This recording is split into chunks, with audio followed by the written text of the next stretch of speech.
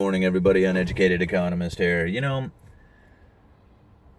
Things are getting really scary out there. And I have a lot of people who say that I'm fear mongering. I'm not trying to fear monger. I'm not trying to scare you into trying to sell you something. I have no intentions on providing you with anything to buy.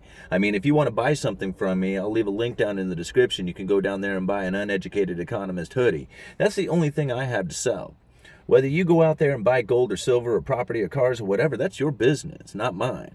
I'm just trying to tell you what I see out there, and I'm trying to provide you with the best information that I can come up with. Now, my faithful followers who have been with me for a long time know that I have come out of debt. I was severely in debt when I started this channel. I was close to $20,000 in debt. And I have done everything I can to pay off all my credit cards, to pay off my medical bills, to pay off everything that I've owed to everybody. And now I'm sitting at zero. I have a little bit of cash savings.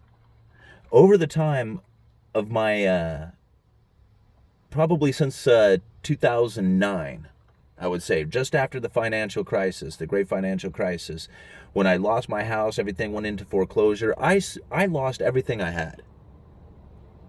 I tried to stay in that house for 7 years. I made 7 years worth of payments, and then I was done. That was it. I was completely exhausted of everything.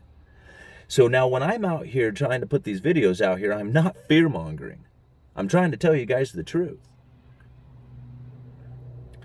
When I read these articles about how their rent in New York City, that the renters, like 40% of them are not going to be able to make their rent payment. 40%. That's huge, guys. That's like going to wipe out the whole rental game. Airbnb, same thing. These people have leveraged themselves out to the hilt. 20, 30 houses that they have borrowed money on to rent out as Airbnb, and now nobody's traveling.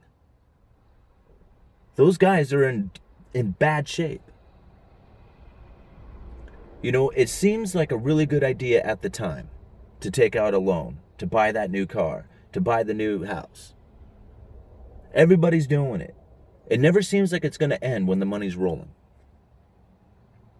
But then when it turns, it's devastating. One of the things that I follow is lumber. I look at lumber because lumber is a major indicator of where we are in the new construction market. And right now, lumber is crashing. It's at 262, I think it was when I read it this morning, it was 262 per thousand. $262 per thousand. That's for every 1,000 board feet of 2x4. It's selling for $262. A couple of years ago, it was $650. When people were building all over the place, when you could say, I could not see any more construction than I can right now. Everywhere I look, there's construction sites everywhere. Lumber was selling for the most that it's ever sold for. And when it started dropping, I said, there's an issue taking place right here. And the only thing I heard was people saying, all I see is new construction everywhere I look. You're crazy. The housing market's not crashing. And I said, it's going to. Now, I didn't foresee this coronavirus coming, but that's what hit. And now we got construction slowing down everywhere. Over in the state of Washington, it is illegal for those guys. Well, I don't know about illegal. I mean, I still wonder about the legalities of this, shelter-in-place stuff. But they are not to be at the job site unless it is an absolute necessity to preserve the job site itself, to keep it from damaging any further. But construction is supposed to have ended over in Washington. Here in Oregon, it's probably not too far away. Everybody's job is in jeopardy right now. Everybody's. Even including mine. So I'm not fear-mongering. I'm trying to tell you guys the situation is bad. And if you want to bury your head in the sand and say that there's nothing going on here and that, if everybody would just be cool, everything would be fine, you're wrong. Everything is not fine. It's far from it.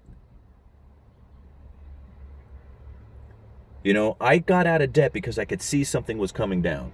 You cannot possibly have this much credit expansion without a contraction at some point.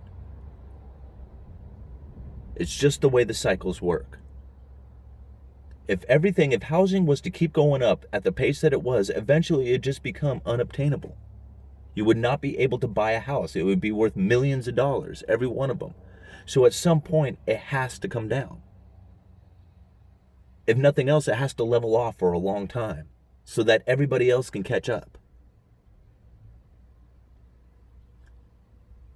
You know, I keep reading how they're just going to keep pumping more and more and more money into this. And it's not money, it's debt.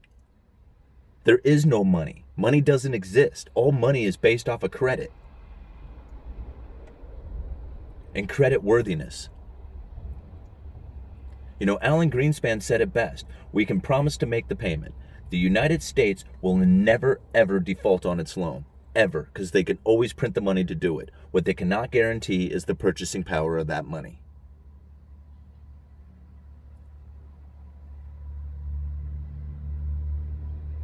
I know I have a bit of an attitude this morning, but it just irritates me immensely to have people tell me that I'm a fearmonger. That's not what I'm doing here. Go back and look at my original video. I knew this day was coming. That day that I made that video, I could barely afford toilet paper. Now people are begging for toilet paper out there. They're hoarding it up. Times have changed. They change all the time. It's cycles. It takes place. You know, whether you go off and buy silver or not is not my business. You know, if you're into cryptocurrencies, that's awesome. It's not my business. That's not what I'm into. What I'm into is to tell you what that situation is like. What I do to try and preserve my dinner plates. To try and, you know, provide for my family.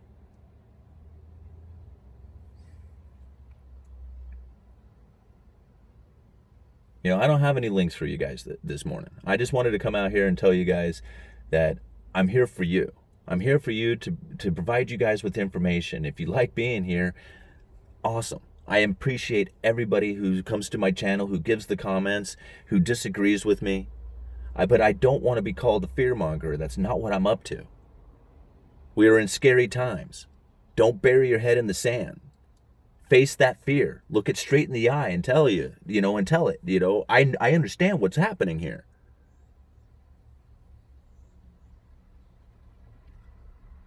You know, I'm not scared because, you know, fear really comes from the unknown. And the more you know, the less you fear it.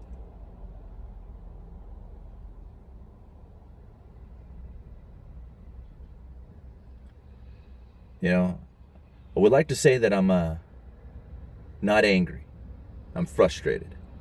Because, you know, when you're angry for two reasons. You're either hurt or you're scared. And I'm neither. But I am frustrated. I'm frustrated with the situation. I'm frustrated watching people try and tell me that, you know, it's going to return and everything's going to be back to normal here in a couple of months. No, it's not.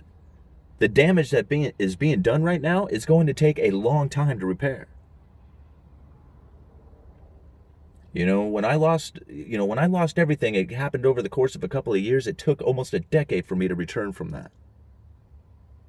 Just to get back to breaking even. To a point where I could say, hey, I got a savings again.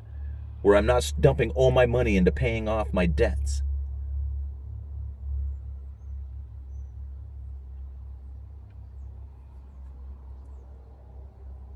All right, guys, I'm going to go into work. Uneducated Economist. You guys let me know.